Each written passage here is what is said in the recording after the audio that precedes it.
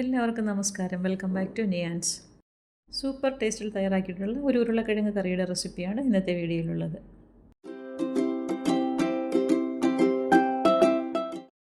ഈ കറി വയ്ക്കുന്നതിന് വേണ്ടി ഞാൻ 2 ഉരുളക്കിഴങ്ങ് എടുത്തിട്ടുണ്ട്. അപ്പോൾ അതിനൊന്ന് കട്ട് ചെയ്തെടുക്കണം. നമ്മൾ സാമ്പാറിനൊക്കെ കട്ട് ചെയ്യുന്ന ആ ഒരു വലിപ്പത്തിൽ, അത്യാവശ്യം വലിപ്പത്തിൽ തന്നെ കട്ട് ചെയ്തെടുക്കാം. ചില ഉരുളക്കിഴങ്ങാണെങ്കിൽ വേവിച്ചെടുക്കുമ്പോൾ നല്ലൊരു ടേസ്റ്റ് ആയിരിക്കും, ചിലതിനാണെങ്കിൽ അത്ര ടേസ്റ്റ് കാണത്തില്ല. നിങ്ങൾക്ക് അങ്ങനെ തോന്നിയിട്ടുണ്ടോ? ഇത് വേവിച്ചെടുത്തപ്പോൾ നല്ല ഉരുളക്കിഴങ്ങായിരുന്നു, നന്നായിട്ട് വെന്ത് നല്ലൊരു ടേസ്റ്റൊക്കെ ആയിരുന്നു. അപ്പോൾ ഞാനിതെല്ലാം ഈ 2 ഉരുളക്കിഴങ്ങും ഈ ഒരു രീതിയിൽ കട്ട് ചെയ്തെടുത്തിട്ടുണ്ട്. ഇനി നമുക്കിത് വേവിക്കാനുള്ള പാത്രത്തിലേക്ക് മാറ്റി കൊടുക്കാം. പാത്രത്തിലേക്ക് ആക്കി കൊടുത്തതിന് ശേഷം അതിലേക്ക് ആവശ്യത്തിനുള്ള വെള്ളം ഒഴിച്ചു കൊടുക്കാം. പിന്നീട് ആവശ്യത്തിനുള്ള ഉപ്പും കൂടി ചേർത്ത് കൊടുത്ത് മൂടി വെച്ച് അടുപ്പിലേക്ക് വെച്ച് കൊടുത്ത് വേവിച്ചെടുക്കാം. അത് വേകുന്ന സമയം കൊണ്ട് ചട്ടി അടുപ്പത്തേക്ക് വെച്ച് കൊടുത്ത് വെളിച്ചെണ്ണ ഒഴിച്ചു കൊടുത്തതിന് ശേഷം 1 ടീസ്പൂണോളം വലിയ ജീരകം ഇട്ട് കൊടുക്കാം. നന്നായിട്ടൊന്ന് മൂപ്പിച്ചെടുക്കാം. ഇനി അതിലേക്ക് 3-4 വെളുത്തുള്ളി ചെറുതായി അരിഞ്ഞതും ഒരു ചെറിയ കഷ്ണം ഇഞ്ചി ചെറുതായിട്ട് അരിഞ്ഞതും കൂടി ഇട്ട് കൊടുത്ത് അതൊന്ന് മൂപ്പിച്ചെടുക്കാം. അതെല്ലാം കൂടി നന്നായി മൂത്ത് വരുമ്പോൾ അതിലേക്ക് 4-5 ചെറിയ ഉള്ളി ചെറുതായിട്ട് അരിഞ്ഞതും കൂടി ഇട്ട് കൊടുക്കാം. അതും നന്നായിട്ടൊന്ന് മൂപ്പിച്ചെടുക്കാം. നന്നായിട്ട് മൂത്ത് വരുമ്പോൾ അതിലേക്ക് 1 ടീസ്പൂൺ മുളക് പൊടിയും 1 ടീസ്പൂൺ മല്ലിപ്പൊടിയും 1/4 ടീസ്പൂണോളം മഞ്ഞൾപ്പൊടിയും കൂടി ചേർത്ത് കൊടുക്കാം. ഇനി പൊടികളൊക്കെ നന്നായിട്ട് മൂത്ത് വരുന്നത് വരെ ഒന്ന് വഴറ്റി കൊടുക്കാം. ഇപ്പോൾ അത് ചേർത്ത് കൊടുത്ത പൊടികളൊക്കെ നന്നായിട്ട് മൂത്ത് വന്നിട്ടുണ്ട്. ഈ സമയമാകുമ്പോഴേക്കും ഇതിലേക്ക് ഒരു വലിയ തക്കാളി ചെറുതായിട്ട് അരിഞ്ഞതും കൂടി ഇട്ട് കൊടുക്കാം. നല്ലതുപോലെ ഒന്ന് വഴറ്റി കൊടുക്കണം. അപ്പോൾ തക്കാളി നന്നായിട്ടൊന്ന് വെന്ത് വരണം. നല്ലതുപോലെ ഒന്ന് ഇളക്കി കൊടുത്തതിന് ശേഷം ഫ്ലെയിം സിമ്മിലാക്കിക്കൊണ്ട് മൂടി വെച്ച് വേവിച്ചെടുക്കാം. ഇപ്പോൾ അത് ചേർത്ത് കൊടുത്ത തക്കാളിയൊക്കെ നന്നായിട്ട് വെന്ത് വന്നിട്ടുണ്ട്. ഇനി നമുക്കിതിലേക്ക് ചേർത്ത് കൊടുക്കേണ്ടത് തേങ്ങ ചിരകിയതാണ്. ഏകദേശം ഒരു 1/2 കപ്പോളം തേങ്ങ ചിരകിയത് ഇതിലേക്ക് ചേർത്ത് കൊടുക്കാം. തേങ്ങ ഇട്ട് കൊടുത്തതിന് ശേഷം തേങ്ങയുടെ ഈർപ്പം ഒന്ന് മാറി വരുന്നത് വരെ ഇതിലേക്കിട്ടൊന്ന് വഴറ്റി കൊടുക്കണം. ഒരുപാട് തേങ്ങ മൂത്ത് പോകേണ്ട ആവശ്യമില്ല. തേങ്ങയിലെ ഈർപ്പമൊക്കെ ഒന്ന് മാറി കിട്ടിയാൽ മതിയാകും. ഈ ഒരു രീതിയിൽ ഒരു 2 മിനിറ്റോളം മീഡിയം ഫ്ലെയിമിലിട്ട് നന്നായിട്ട് തേങ്ങ ഒന്ന് വഴറ്റി കൊടുക്കാം. അപ്പോൾ ആ തേങ്ങയുടെ വെള്ളമൊക്കെ നന്നായിട്ട് വറ്റി വന്നിട്ടുണ്ട്. ഈ ഫ്ലെയിം ഓഫ് ചെയ്ത് കൊടുക്കാം. ഇനി ഇതിനെ നന്നായിട്ടൊന്ന് തണുക്കാൻ വേണ്ടി മാറ്റി വയ്ക്കാം.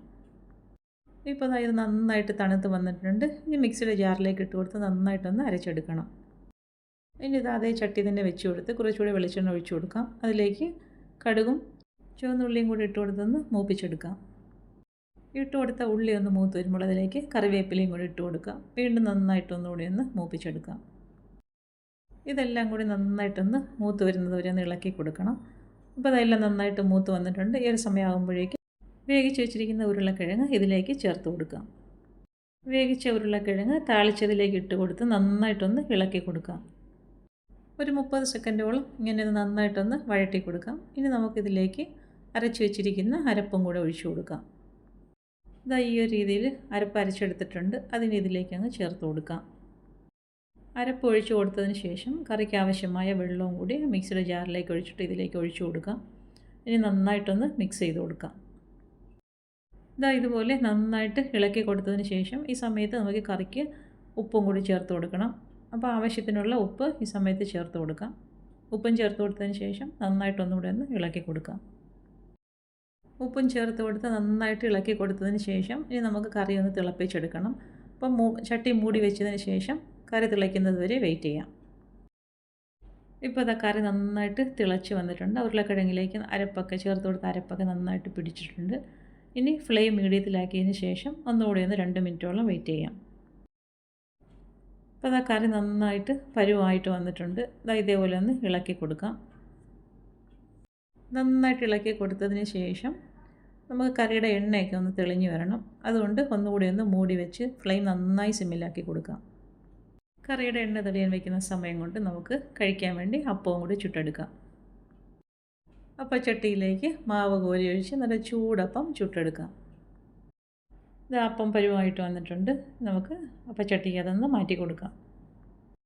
ചുട്ടെടുത്ത അപ്പമൊക്കെ പ്ലേറ്റിലേക്ക് മാറ്റി കൊടുക്കാം. ഇത് കണ്ടില്ലേ, നമ്മുടെ ഉരുളക്കിഴങ്ങ് കറി നന്നായിട്ട് പരുവായി വന്നിട്ടുണ്ട്. സൂപ്പർ ടേസ്റ്റാണ്. അപ്പത്തിനോ ഇടിയപ്പത്തിനോ ചപ്പാത്തിക്കോ പൊറോട്ടയ്ക്കോ ഒക്കെ പറ്റിയൊരു കറിയാണ്. ഈ ഒരു രീതിയിലൊന്ന് തയ്യാറാക്കി നോക്കൂ. അടുപ്പിൽ നിന്ന് വാങ്ങുന്നതിന് മുമ്പ് മല്ലിയില വേണമെങ്കിൽ ചെറുതായിട്ട് അരിഞ്ഞതിലേക്ക് ചേർത്ത് കൊടുക്കാം. അപ്പോൾ നമ്മൾ ചുട്ട് വെച്ചിരിക്കുന്ന അപ്പത്തിലേക്ക് കറി ഒഴിച്ചു കൊടുക്കാം. അപ്പോൾ ഇന്നത്തെ വീഡിയോ ഇത്രയേ ഉള്ളൂ. ഇഷ്ടമായാൽ ലൈക്ക് ചെയ്ത് സബ്സ്ക്രൈബ് ചെയ്ത് സപ്പോർട്ട് ചെയ്തേക്കൂ. വീണ്ടും അടുത്ത വീഡിയോയിൽ കാണുന്നത് വരെ bye from Niyans. Thanks for watching.